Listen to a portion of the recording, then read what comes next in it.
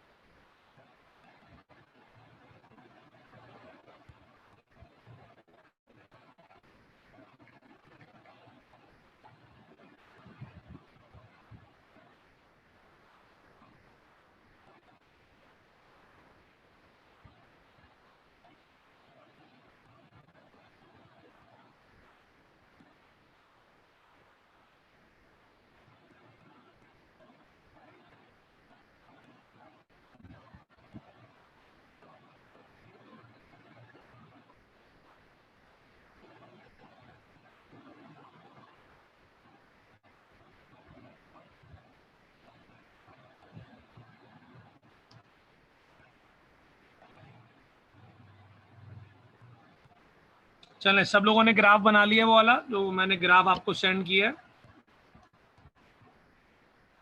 Group पे। मैंने आपको एक ग्राफ सेंड किया और आपसे कहा था ये बना के रखें, फिर लेक्चर स्टार्ट होगा।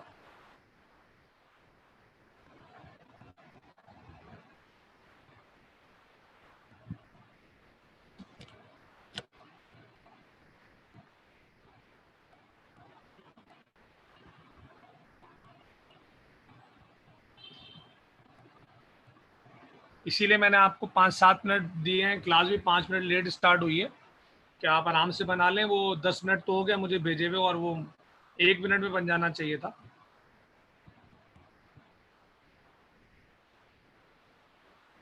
तो अगर आप सब लोग मुझे कंफर्म करें कि आपने बना लिया तो मैं समझा लूँ, क्योंकि उसी से समझाऊंगा मैं। मेरे पास स्लाइड में वो ग्राफ नहीं है, तो आपके पास होगा तो मैं समझा पाऊंगा।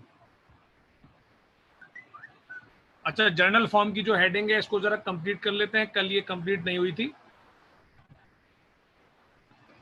कॉपी आपने भले कर लिया होगा, ये कल समझाने के लिहाज से कंप्लीट नहीं हुई थी। अगर किसी ने ये पूरा पेज कॉपी नहीं किया तो भी कॉपी कर ले, वो जगह बना के। ये पूरा जर्नल फॉर्म एंड तक आपने कॉपी हो, आपके पास कॉपी होना चाहिए। तो जर्नल फॉर्म में हमने कहा था कि इनिशियल कंडीशन V1 और T1 है, फाइनल कंडीशन V2 और T2 है।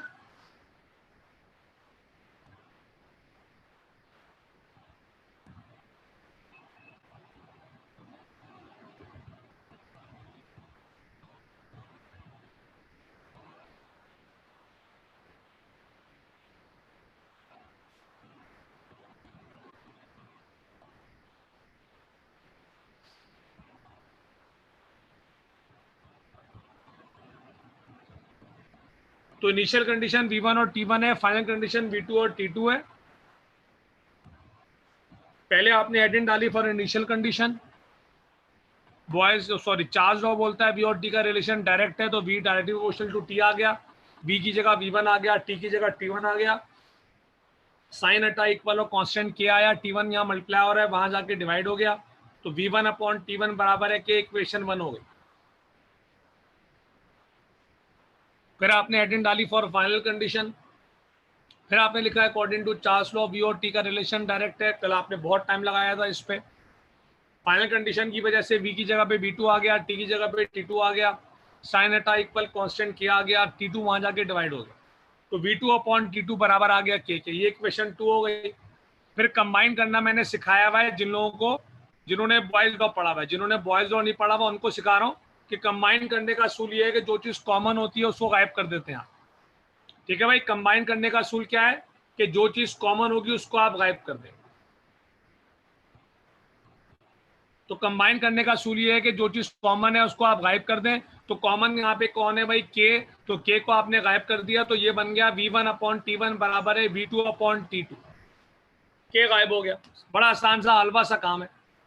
ज्यादातर लोग उसको याद भी नहीं करते, वो पढ़ते हुए याद हो जाता है। तो पहली हेडिंग इनिशियल कंडीशन, उसके नीचे हेडिंग फाइनल कंडीशन। जिन्होंने सामने लिख दिया वो सही नहीं है। मैंने कल भी बोला था कि ये मैं समझाने के लिए सामने लिखा है, आप नीचे ही लिखेंगे। फिर इक्वेशन 1 और 2 को आपने लिखा बाय कंबाइनिंग इक्वेशन 1 एंड 2, आप पूरा लिख दीजिएगा। ये मैंने बाय कंबाइनिंग के बाद छोड़ दिया, छोड़ना नहीं चाहिए, आप पूरा लिखें इक्वेशन 1 एंड 2।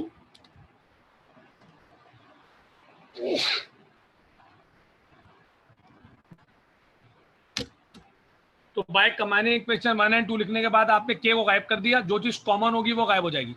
तो कॉमन यहाँ पे के है, तो के गायब हो गया, तो ये हो गया v1/t1 बराबर है v2/t2। और इसको देखते हुए हमने नीचे खुद से लिख लिया, इसी को देखते हुए v1/t1 इक्वल टू v2/t2 को देखते हुए हमने आगे क्या लिखा v3/t3। फिर v3/t3 को देखते हुए आगे हम लिखेंगे v4/t4। और ये चलते चलते चलते चलते कहाँ तक जाएगा vn/tn। इससे मैसेज सिर्फ ये मिल रहा है कि इसी को लिमिट नहीं है, 3 दफा 4 दफा 8 दफा 50 दफा करो, मसला नहीं है। पर जो फॉर्मूला आपने नोमैकल में इस्तेमाल करना है वो ये वो फॉर्मूला है जो नोमैकल में इस्तेमाल करना है, ये इंपॉर्टेंट है आपके लिए। नीचे वाला बस लिखने की हद तक है। किसी को जर्नल फॉर्म की हेडिंग में कोई मसला है तो मुझे बता दे, ताकि मैं पूरी तवज्जो से ग्राफ पढ़ाऊं आप।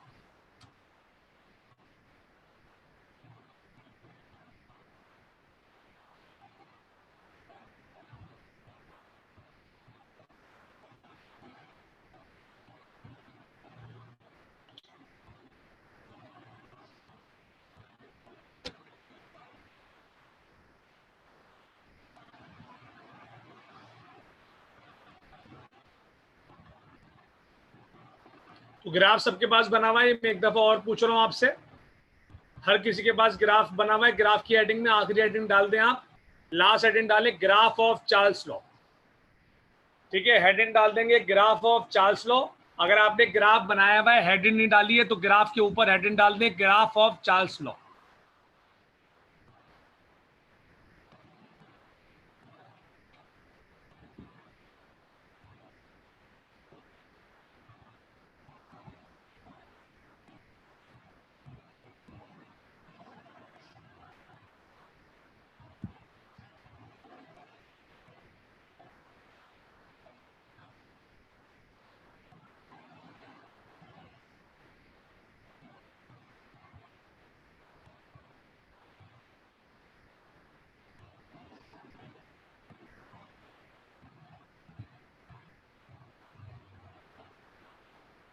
अच्छा, 1 मिनट रुकिएगा, मैं कोशिश करता हूँ ग्राफ यहाँ पे ले आऊं, तो पढ़ाना और पढ़ना जरा आसान हो जाए।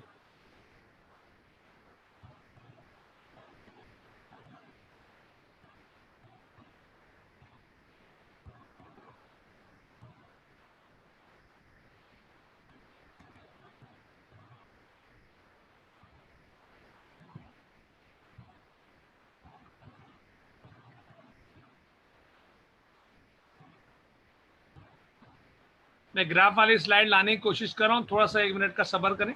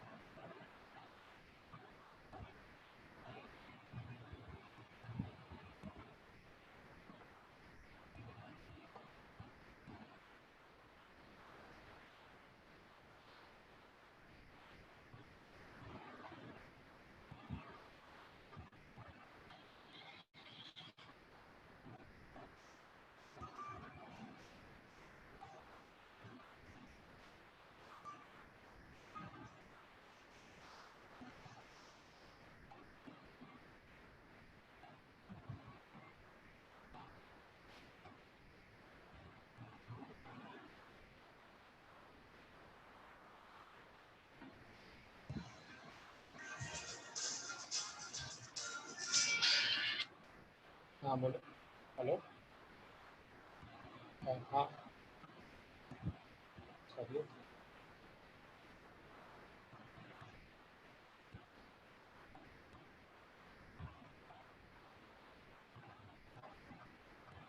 अच्छा, तो मैं आप तो नहीं सकता, तलाश को दीजिए। चलिए।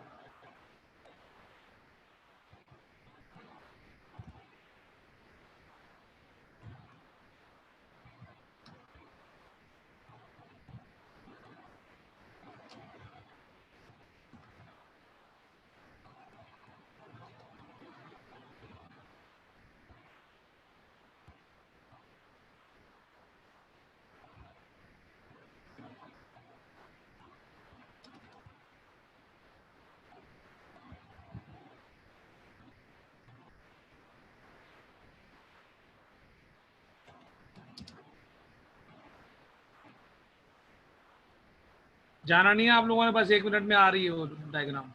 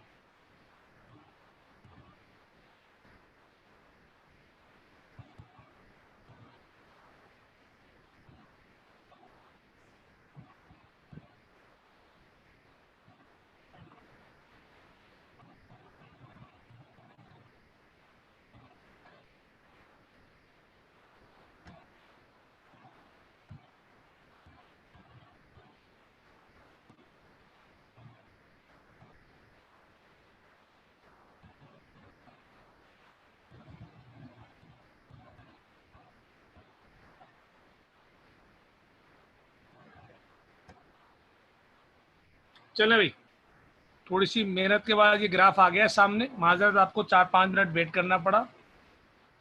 अब ये बिल्कुल सामने है तो जरा आसानी हो जाएगी मुझे भी और आपको भी। कॉपी पे तो आप बना ही चुके हैं, ठीक, आप सबकी कॉपी पर तो है, सबको ग्राफ विजिबल है, दिख रहा है ग्राफ सबको। चले भाई देखें, अब इस ग्राफ में वाई एक्सिस पे वॉल्यूम है, तवज्जो से आपने मेरी बात सुननी है फॉर 2 मिनट्स, ठीक है। वाई एक्सिस पे वॉल्यूम है, एक्स एक्सिस पे टेम्परेचर है और टेम्परेचर का यूनिट है सेंटीग्रेड, ठीक है। वाई एक्सिस पे वॉल्यूम है, एक्स एक्सिस पे टेम्परेचर है, टेम्परेचर का यूनिट है सेंटीग्रेड। 2 पॉइंट मैंने हाईलाइट किए, मेरा कर्सर देखिएगा, एक पॉइंट ये मैंने हाईलाइट किया है, एक पॉइंट मैंने ये हाईलाइट किया है। बारी बारी दोनों पॉइंट्स को मैं समझा रहा हूं।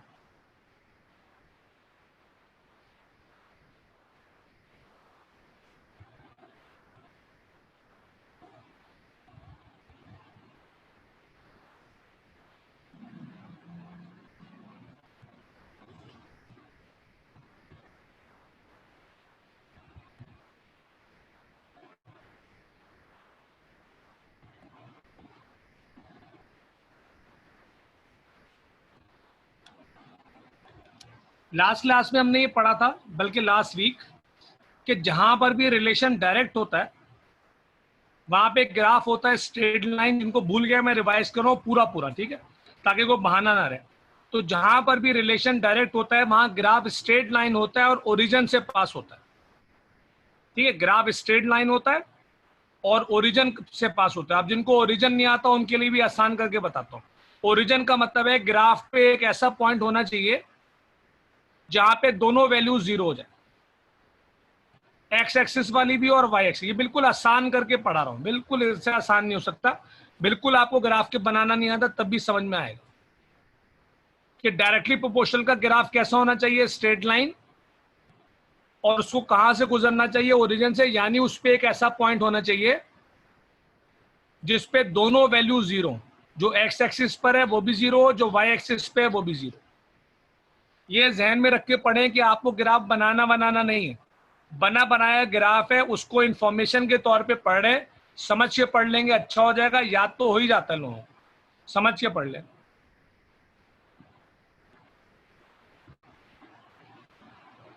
अब इस ग्राफ का मसला ये है, जिसकी वजह से इतना टाइम लग रहा है इसमें, कि ये जो ग्राफ आपको दिख रहा है ये स्ट्रेट लाइन तो है, पर इस पे एक ऐसा पॉइंट नहीं है जिसपे दोनों चीजें 0। अगर आप दोनों पॉइंट को गौर से देखें तो पहले पॉइंट पे आप नोट करें टेम्परेचर तो 0 है पर वॉल्यूम 0 नहीं है।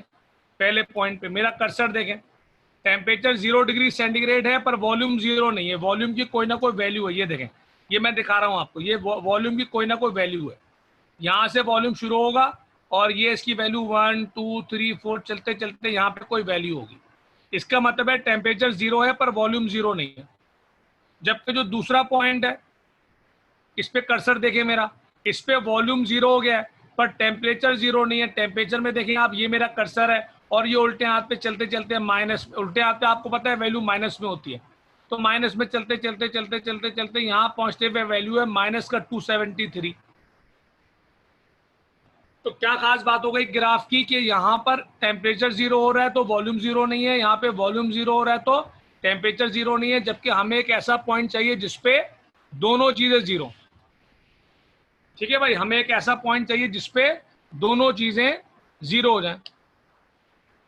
जबकि यहाँ पे टेम्परेचर 0 हो रहा है तो वॉल्यूम 0 नहीं हो रहा, वॉल्यूम 0 हो रहा है तो टेम्परेचर 0 नहीं हो रहा। यहां तक क्लियर है तो मुझे ओके देंगे तो मैं अगली बात बताऊंगा।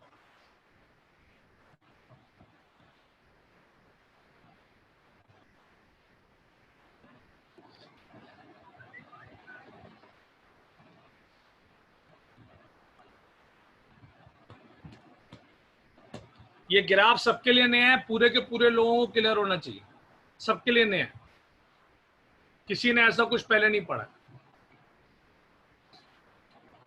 तो ग्राफ स्ट्रेट लाइन होना चाहिए, स्ट्रेट लाइन है पर ग्राफ पे एक ऐसा पॉइंट नहीं है जिसपे दोनों चीजें 0 हो। एक 0 होता है तो दूसरा 0 नहीं होता, दूसरा 0 होता है तो पहला नहीं होता। इसका मतलब है लॉ फेल होने जा रहा है, लॉ फेल होने जा रहा है। जब तक दोनों चीजें 0 नहीं होंगी तो ग्राफ वैलिड नहीं होगा, ग्राफ वैलिड नहीं होगा तो लॉ वैलिड नहीं होगा।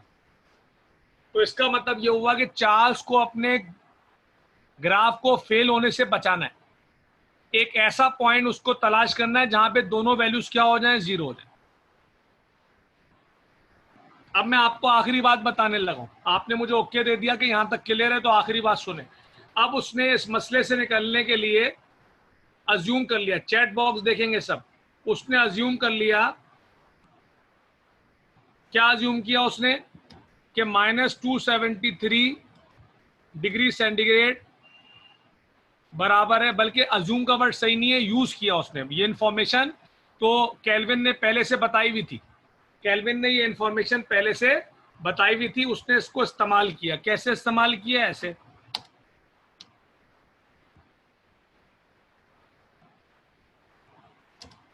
सब लोग चैट बॉक्स देखें। केल्विन ने, आपने 9 और 10 दोनों क्लासों में ये पढ़ा है, तो केल्विन ने ये पहले से बताया हुआ था कि -273 सेंटीग्रेड बराबर होता है 0 केल्विन के। उसने केल्विन की इस बात को इस्तेमाल किया और उसने कहा कि भाई ये -2 से, मैं लिख नहीं सकता, आपको दिखा रहा हूं, उसने बोला -273 हटाओ 0 केल्विन लिखो, -273 हटाओ 0 केल्विन लिखो। इससे क्या फायदा होगा भाई फर्स्ट ईयर A2 वालों? अगर -273 डिग्री सेंटीग्रेड की जगह पे 0 केल्विन लिख दे, जो कि ऑफिशियल अलाउ है क्योंकि केल्विन ये पहले कन्वर्जन पढ़ा चुका है, इस्तेमाल कर रहा है चार्ल्स।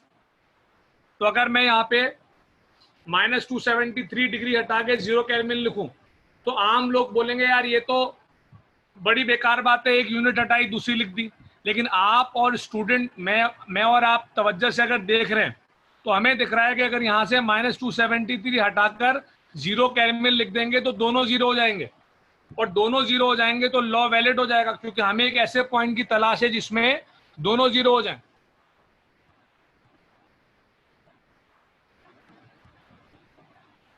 तो लॉ को प्रूफ करने के लिए जरूरी है कि दोनों 0 हों, और दोनों 0 कब होंगे? जब टेम्परेचर को सेंटीग्रेड के बजाय केल्विन में लिखा जाएगा। सबको क्लियर हो गया? तो अगर आप अपने कॉपी में स्टेटमेंट पे जाएं, अपनी कॉपी में स्टेटमेंट में जाएं, तो स्टेटमेंट में वर्ड था एब्सोल्यूट का, और मैंने आपको बोला था मैं एब्सोल्यूट अभी नहीं पढ़ा रहा, वेट करें, मैं कई दिनों से वेट करा रहा हूं आपको। अब ये एब्सोल्यूट पढ़ाने का टाइम आ गया। एब्सोल्यूट कहते हैं temperature measured in kelvin scale, temperature measured in kelvin scale, इसको बोलते हैं एब्सोल्यूट। इसका मतलब है चार्ल्स ने दुनिया वालों को बोला कि भाई मेरा लॉ वैलिड कब होगा? जब आप टेम्परेचर किस में लोगे? केल्विन में। अगर टेम्परेचर सेंटीग्रेड में लोगे, जो कि मशहूर है, दुनिया सेंटीग्रेड में लेती है, तो मेरा लॉ फेल हो जाएगा। मेरा लॉ तभी चलेगा जब टेम्परेचर किस में होगा? केल्विन में। इसीलिए उसने स्टेटमेंट में वर्ड डाल दिया एब्सोल्यूट, ताकि कोई सेंटीग्रेड में ना पढ़े बल्कि किस में पढ़े? केल्विन में। तो आपने क्या याद रखना है कि Charles law is only valid for kelvin scale. क्योंकि केल्विन स्केल पे वॉल्यूम भी जीरो होता है, टेम्परेचर भी जीरो होता है। इस पॉइंट को बोलते हैं एब्सोल्यूट जीरो। नाम याद रखना है, ऑब्जेक्टिव में आता है, इसको बोलते हैं एब्सोल्यूट जीरो, जिसपे दोनों चीजें जीरो हो जाती है, टेम्परेचर भी जीरो, वॉल्यूम भी जीरो। किसी को क्लियर नहीं हुआ तो सवाल कर ले, अदरवाइज ये सारी बातें अब मैं लिखवाने लगा हूं।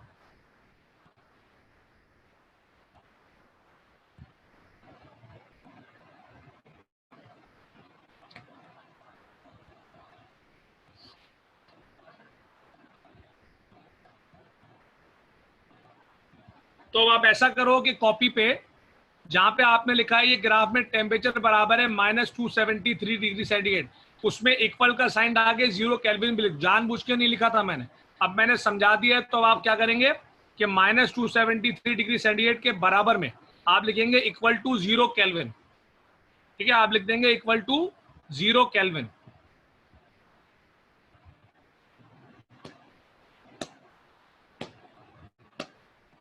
ऐसे एब्सोल्यूट केल्विन को मैंने बताया, केल्विन स्केल का नाम है एब्सोल्यूट स्केल, यानी एब्सोल्यूट का मतलब है टेम्परेचर केल्विन में लेना है।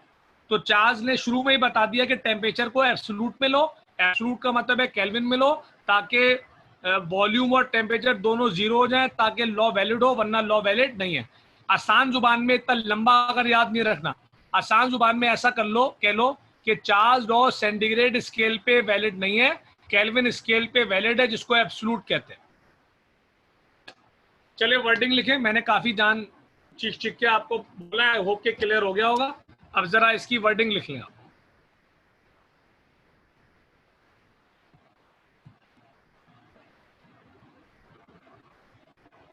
द ग्राफ बिटवीन, शाबाश वर्डिंग लिखें, the graph between volume and temperature is a straight line. The graph between volume and temperature is a straight line.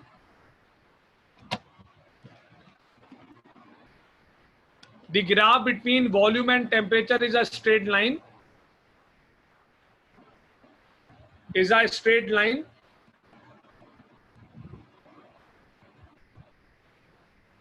Full stop. When we study the graph, when we study the graph, we found that when we study the graph, we found that, हाँ भाई, when we study the graph, we found that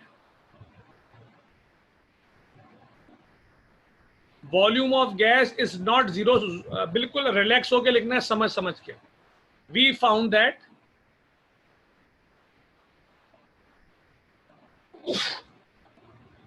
volume of gas is not zero, volume of gas is not zero at 0 degree centigrade,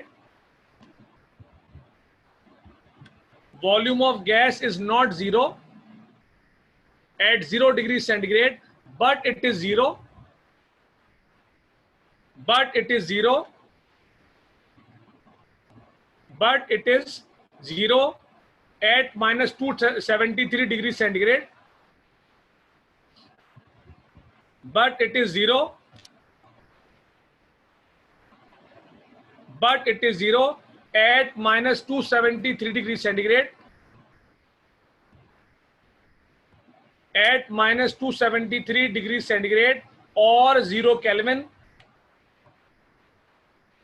-273 degree centigrade or 0 Kelvin, called absolute zero, or 0 Kelvin, called absolute zero। हाँ भाई, called absolute zero.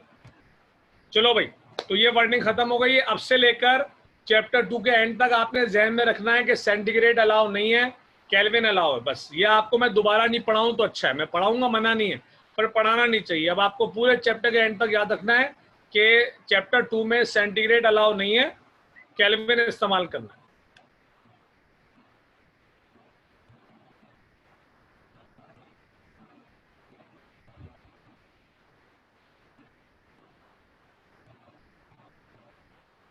कोई सवाल करना चाहते हैं तो कर लें, न्यूमेरिकल शुरू करेंगे हम।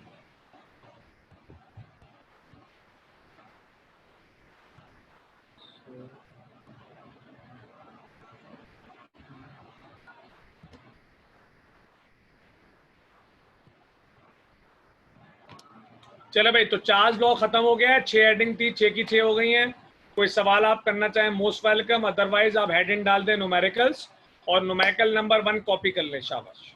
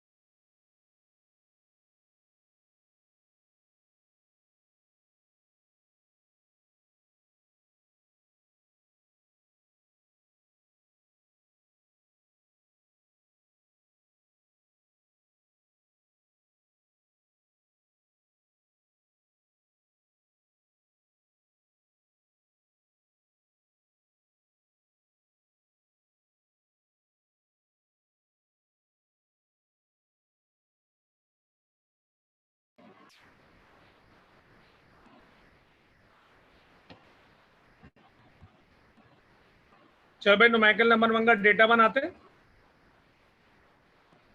न्यूमेरिकल नंबर 1 में आपको करा रहा हूँ, 2 आप खुद करेंगे और इसी तरह 3 और 4 फिर हम गाइडेंस लेंगे। चलो भाई, सवाल क्या, हाँ ऑल दो के ये भी आप कर सकते हैं, पर पहला सवाल है तो मैं करा देता हूँ। सब लोग जरा गौर से देंगे। सवाल करा, गैस ऑक्यूपाई 850 ml। तो 850 ml क्या चीज है, वॉल्यूम है, तो वॉल्यूम के आगे आ गया 850 ml एट 26 डिग्री सेंटीग्रेड। तो टेम्परेचर आपका पहला आ गया 26 डिग्री सेंटीग्रेड। और क्योंकि मैं आपको पढ़ा चुका हूँ तफसील से कि सेंटीग्रेड अलाउ नहीं है, तो आपने इसमें ऐड कर दिया 273 ताकि ये केल्विन में आ जाए। अब आपने हिफ्स कर लेना ही है, जब भी टेम्परेचर सेंटीग्रेड में होगा उसमें 273 ऐड करके उसको केल्विन में लेके जाएंगे आप। मैं बोलूं या ना बोलूं, फाइंड दी वॉल्यूम, दूसरा वॉल्यूम निकालना है। दूसरा टेम्परेचर आपको दिया हुआ है 34 डिग्री सेंटीग्रेड, इसको भी आपने केल्विन में कर लिया।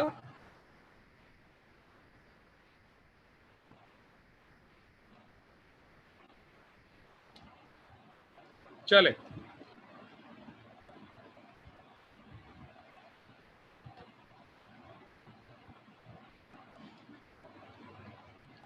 सॉल्यूशन मैंने मिटा दिया जानबूझ के। अब डेटा आपके पास है, डेटा वाली स्लाइड में फिर दिखा देता हूं। डेटा आपके पास है, उसके बाद फॉर्मूला भी आपके पास है, सारी वैल्यूज प्लेस करें और आंसर खुद निकालें। फिर मैं करूंगा आफ्टर 2 मिनट्स, ताकि पहले आप खुद करें। शाबाश। किसी को डेटा में कोई मसला है तो मुझसे पूछ ले, सवाल में हेजिटेशन नहीं होनी चाहिए।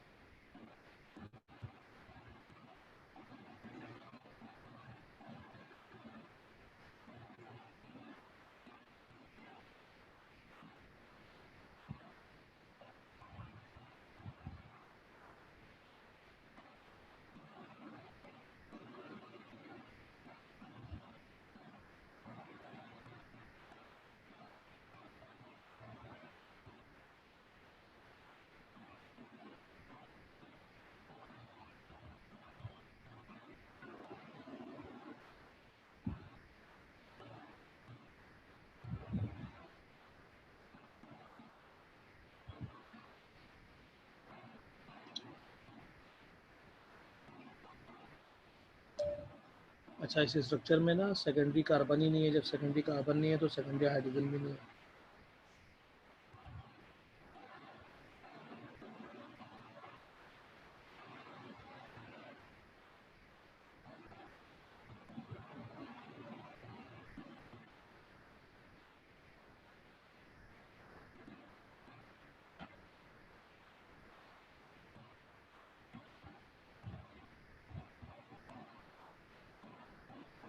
ये आ गया फॉर्मूला जो हमने पहले ड्राइव किया था जनरल फॉर्म में, V1/T1 बराबर है V2/T2।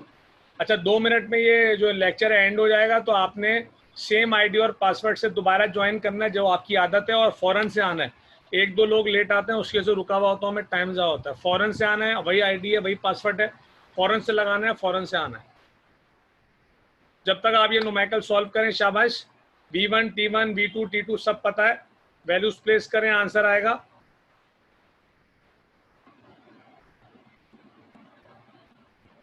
रायमा अपनी कैलकुलेशन को रीचेक करें। मैं भी साथ साथ कर रहा हूं। V1 की जगह पे 850 आ गया,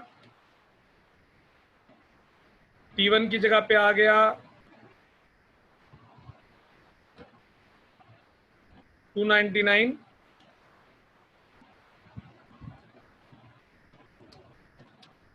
V2 आपको निकालना है, और T2 की जगह पे आ गया 307। बॉयज लॉ में मैंने आपको एक बात सिखाई थी कि अननोन आपका अपॉन के ऊपर होनी चाहिए और सेपरेटेड होने चाहिए। तो अननोन आपका V2 अपॉन के ऊपर तो है, सेपरेट नहीं है। तो सेपरेट करना है, 307 यहाँ पे डिवाइड हो रहा है, वहां जाके मल्टीप्लाई हो जाएगा। एहतियात से काम करना है, 307 वहां जाके मल्टीप्लाई हो जाएगा, तो 850 मल्टीप्लाई बाय 307 और डिवाइड में 299 अपनी जगह पर है, और ये V2 आपका निकल आया। शाबाश, कैलकुलेट करके मुझे आंसर बताएं। तकरीबन 872 आ रहा है। जिन लोगों का इसके अलावा कुछ और आ रहा है वो मुझसे बात करें। पॉइंट के बाद कुछ भी आगे पीछे हो सकता है, उसकी खैर है। तो 871 या 872 आ रहा है। जो यूनिट हमने पढ़ा था V1 का होता है वही V2 का होता है। तो V1 का यूनिट ml है तो V2 भी ml में होगा। जो यूनिट V1 का है वही V2 का होता है।